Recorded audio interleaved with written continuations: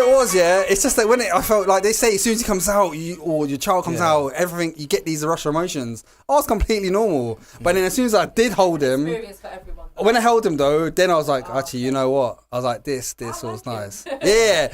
So yeah, it did feel nice, and now I love it. Like I couldn't imagine not having a child. How old? He turns 2 in July. Oh. So so. I mean, I can imagine as well. Like, I don't know your exact age, but I'm presuming you're quite young as well. So I can imagine. I'm not young. But it depends. What your class is young? Like 20s. I'm 32.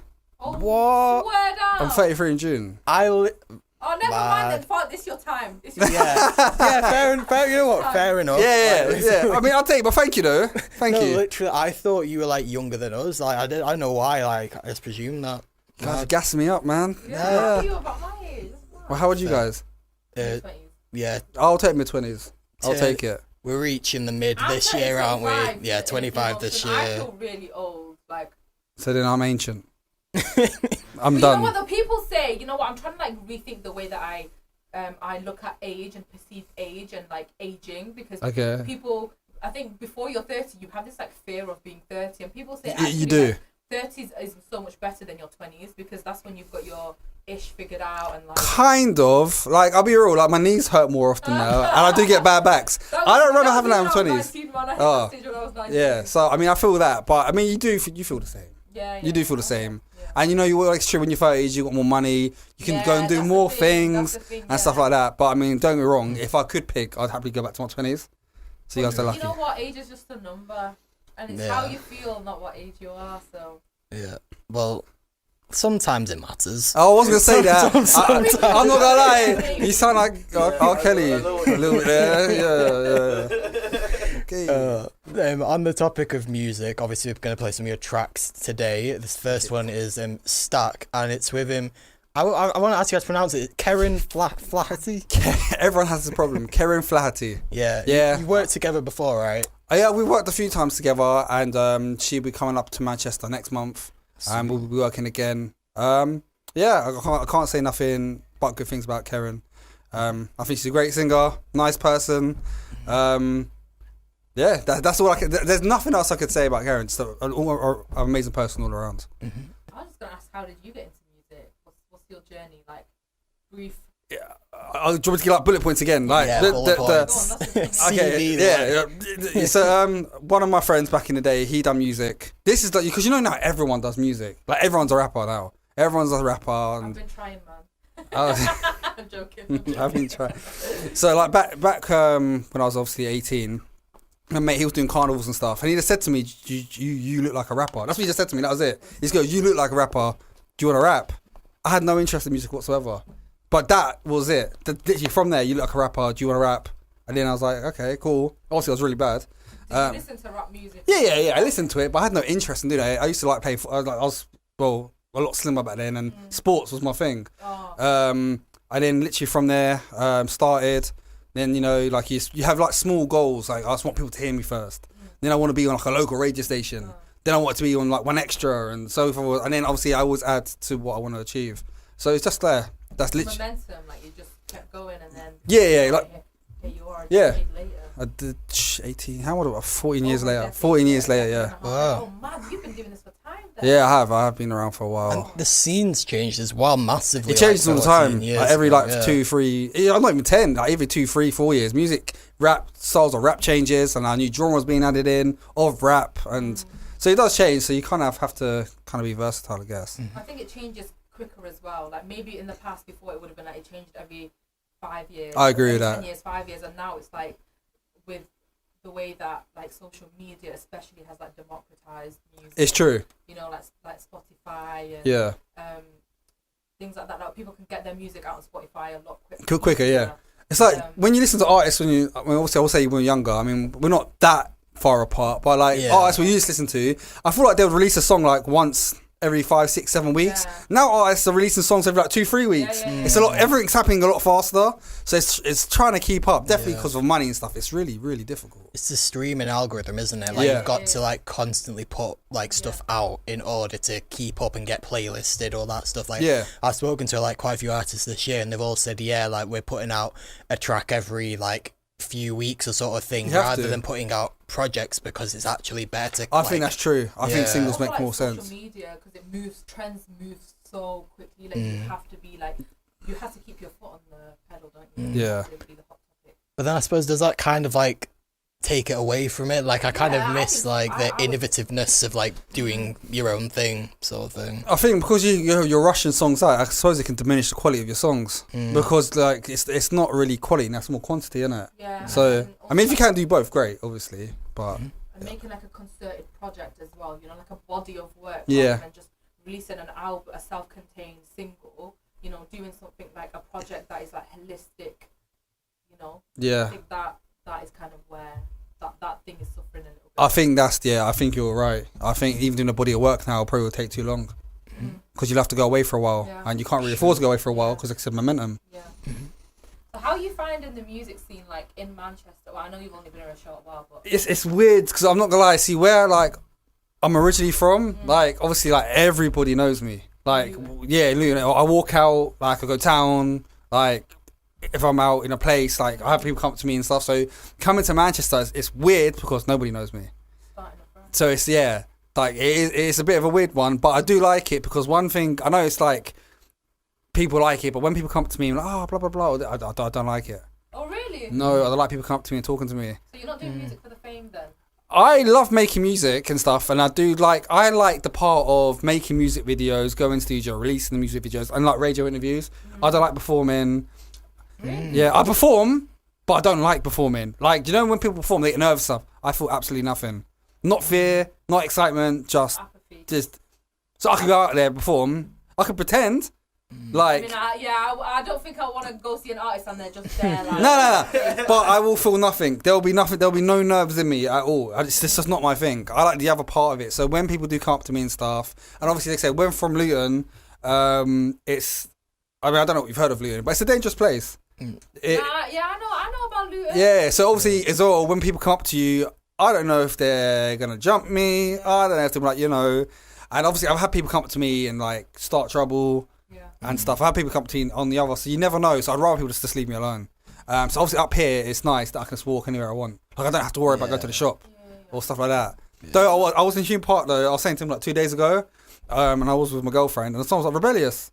Oh, Ross. And she was just like, and I was just like, what the hell? I was like, no one knows me here. I was doing anything. I was like, it was so weird. That's sick though. That's so nice to know that. Like. No, he was very polite. We shook hands, we spoke and stuff. But obviously it was. And when I went to studio as well, to record one of the other songs, the guy was like, I know you. And I was just like, oh no. So then, how do you measure like where you want to? How do you measure your success in your career? Like, because obviously for a lot of artists, the way that they measure how successful they are is by their following. Right.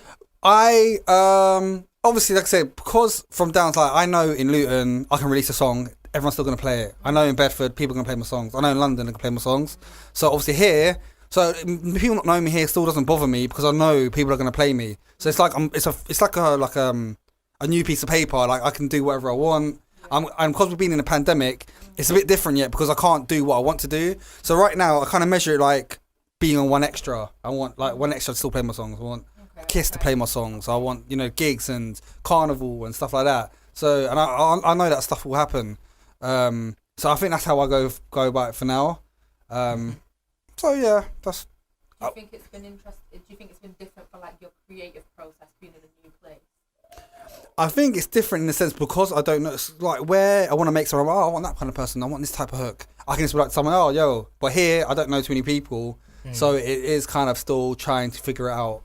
That's good. That can be good though in the sense because it forces you to like reimagine your creativity. Yeah, because now I'm doing my own choruses. Yeah. Like I used to get singers to them. Yeah. I mean, I don't mind. I love doing choruses. If anything, I hate doing verses. So, yeah, it does. But I think it's trying to work with like more known people in general, if that makes sense. That's what I want to be doing now. That's like the next step. I think working with people that already are on like One Extra and stuff. And to be fair, you have to do that with everything. Like I sometimes like pay for those like Instagram promotion things, like literally, and that's how, if I'm being honest, that is how we are gaining a following. Because like otherwise, if you don't do that, like the Instagram algorithm is so messed up. You literally just like. So yeah, I suppose you got to do that. Coming on to your name, like I want to know, how did that come about? So again, with that guy who said you look like a rapper, this obviously you're 18. You know, like when you're 18, you don't do much. Just walk around town like nighttime with my friends. And he's like, he said, you're gonna be rebel. That's what he said, rebel. No, at that time there was a rebel already in our town. So I was like, I can't be that. And then for my personality, not so much now because I'm 32, but from my 20s to probably till 29, 30, I had a problem with authority, even at work and stuff like that. So it generally is my character. Like, it's like I got bored, so I'd want to be troublesome. Yeah, I was very controversial and stuff. So it just suits my personality. So now I've come up here, I've even said to my girl, I was like, I'm not going to cause trouble. Like, I'm going to be polite. I was like, I'm going to be nice. Yeah. That's exactly what I've been since I've come here. Everything's fresh. Well, people are nice here anyway. Exactly. So no, you don't. No one's gonna be trying shanking you when you go in corner shops. Okay. We'll give it time. So what's with the spelling then? Like, cause is that? It's because the way you spell it casually. Imagine putting that into Google. Like, you know, the first of the definition's gonna come up, and then the dictionaries and all that kind of stuff, and then probably like. So if you put my one, there's only one way. No one's gonna spell it that way. I thought it might have been like your name or something. Yeah, I thought you were going to be called Yusuf. Yeah, like, I'm when I first saw that. Nah, Shahid. I'm sorry. I literally just. These times his name is Ben. I was going to say John for the sake of it, but I thought, no, but it's clever. Yeah, like, of course. It literally is. You've got to think about that. Yeah, for YouTube as well. Imagine putting Rebelyous, the correct spelling. So, oh my God. Imagine what will come up. Yeah. No. You know, so it would be a nightmare. So literally, for search purposes. So go on. I was just gonna say, like, we were just talking about the fact that your background is obviously like half Pakistani, half. I'm actually 3/4. Believe it or not, it's weird, but 3/4 Pakistani, core English. Oh, I know, which is like how. Yeah, that? I know. My girlfriend's neighbours, their child is that basically, and it's interesting, like culturally, as to how you identify when you are. Well, obviously, it's basically my mum's half, and my dad's full, so then it makes you a quarter English. Yeah, I know, but then how, like culturally, like where? Because I know you were just saying, oh, well, I'm half. I was basically. I was like, well, my family was brought up, you know, white, you know, good old beans and toast, you know. Really? No, they weren't that. It wasn't that one. No, I love curry. Come on, like I love curry with passion. You looked offended. Yeah, I know. No, curry. I love curry. I'll see it like No, I need curry. I love a chicken curry. Come on, you know, roti, naan. I'm there. Don't worry. Okay. Yeah, it's not. I'm not that white. Okay. How do you think that has like influenced your music? Because Luton is also a very like it's got a big like South Asian stronghold. It's a very multicultural town. Yeah. Yes. It depends because it's weird because I literally have suffered racism from whites and Asians. I mean there's an interesting thing of being like biracial anyway. I mean obviously Carlos will be able to like understand a bit more. Yeah. You do get kind of identity struggle. It's like Asians see me as white and white people see me as Asian. Yeah. I fit in with all my black friends. Yeah, they I remember one time they were like, you're one of us. I was like, you're one of us. I was like, yeah, cheers, man. I was like, yeah. I mean, it's interesting as well to hear that even you have that struggle being 3/4. Yeah. Because, like, I was thinking, like, obviously, like, my girlfriend is full Indian. I am half Indian, and like if we have kids in the future, like I'm saying, if like it's gonna happen, like literally in the future, I've always thought, oh yeah, they're gonna be 3/4, and they're not gonna have like the problems that I had. But hearing you say this, like definitely are, bro. I think also it is also like how you grow up, like you said, because there are people who are like full South Asian, but might not necessarily have like a very cultured upbringing. Yeah. What you're exposed to and like how you choose to perform and interact with your culture as well. Oh yeah, it's true. That is true. I mean, obviously, the area I grew up in was fully Asian, so I was around Asians every day. Yeah. But then obviously, as you grow up and stuff, separate. But they still, even my Asian friends, I'm pretty sure they saw me as Caucasian. Okay. Do you think that had an influence on your music, like your Asian background? Did you listen to any kind of like Asian? No, not really. Or like Asian fusion. I'm gonna be real, because the music, because the majority of my friends are black. So I'm around them. So I think if anything, they're my influences, or that's where my influences came from. Obviously, when it came to like my sports and stuff, I was with all my Asian friends and stuff like that. Like my football team in Luton is like 80% Asian. So And they're actually like 80% Indian, to be fair. Oh, They're practically Indian. I was like the only Pakistani. It's interesting to hear that because there is a problem, isn't there, especially in British football, with a lack of representation with regards to South Asians in football. Well, this is the thing. I'm not sure why. Because, like, obviously, I know there's lots of cultures in football as well when I play, but they're wicked footballers. So why is that? Because they're great. Like, you know, I'm not, unless there's is it, for example, maybe Muslims? Is it the religion that maybe holds them back? I don't know. What, at sports and stuff? Well, them going into football, because I don't, for the amount... it's not a traditional, like, yeah, pattern. because the amount of Asians we have in, obviously, this country, there's not really that many Asians in football. There's no Asian representation in sports. So no, it is because it's not like a lot of people are first gen, aren't they? So like, parents want them to go into like more stable and like respected, like lawyers and doctors and stuff. Exactly. If you say you want to do sports, you'll get about 2 slaps. You know. No, like I'm sure that has a part to play, but I don't think that. I think we talked about representation before, and I think it was like 0.4% or something of the Premier League footballers are South Asian, and I was like, yes, some of them might be told to go and be doctors or whatever, but not to that extent. Like there's definitely other things at play as to why that's a thing. I mean, I do think there is. I mean, I remember I saw on BBC. It'd been years ago. One of the former footballers for Carlisle, he done a documentary. It was a Burnley, I can't remember.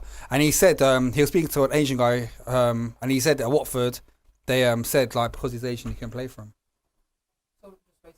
Well, that one instance is racism. I can't say every football club. So obviously, there will be racism in football. I mean, but obviously, you know, even for obviously black football players who are, I mean, they're going through it all the time because this racism still strong. We were just talking about this before. Yeah. Oh, really? Super League and Oh, don't even get me started on that. Just don't. No, but we were saying like, obviously it's great that fans are coming together to show protest what's going on, but then it's also not great that they're not using that same energy for other worthwhile causes. For racism, innit? Yeah. Like, you might have just showed that you know how to mobilise. Yeah, of course. But when your like favourite players like having monkey chants and like having bananas thrown on them on pitch, you want to be pimped. Like it doesn't. No, you're completely right.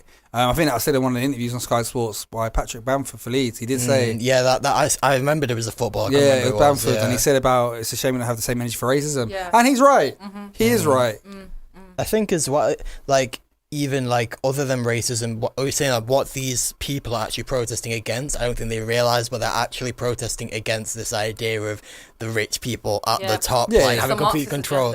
Agenda. So imagine if they actually put that energy towards all the other injustice that actually goes on. I think the real question we're going to have to ask them really are how deep is racism in England? Because maybe they just don't care. No, obviously that's what it is. I mean, I don't want to say. I mean, that's what I'm saying. I put maybes in because I don't want to say my point. I think they're all racist. Allegedly, no, because they see it. They see it, don't they? Of course they do. You cannot be a football fan and not know what racism is in football. Yeah, it's true. It's just it's selective. I think obviously a lot of them are obviously Caucasian and obviously white working class. Yeah, they're not going to care about racism. They don't go through it. You know, the majority of the country is Caucasian, so it's not something they'll experience like us. It'd be interesting to see like. You know, like there was that guy from Burnley who literally was during the height of the Black Lives Matter protest last summer, or shortly after that, hired a plane to go across the match with White Lives Matter on it. I bet like he will still be like all up in arms about this Super League stuff, and it's literally like priorities. This stuff here wouldn't happen in Luton. Well, you might want to just write it. Just saying, we're having a Luton. That's true. Fair. What, Luton, the same place that created Tommy Robinson? Oh, for God's sake. Hold that. Really? I didn't know he's from my God. Wait. If he's from Luton, why is he trying to be the European person for the Northwest? We don't want to claim it. He does get bullied in Luton. Like, he can't walk around. Like, no, I know he does. I've seen him. Yeah, like he does. If he walks around, like, people have hit him and stuff like that. Yeah. Honestly, like, I'm from Warrington originally, and my pride is that the first milkshake incident was in Warrington Town Centre. Yeah.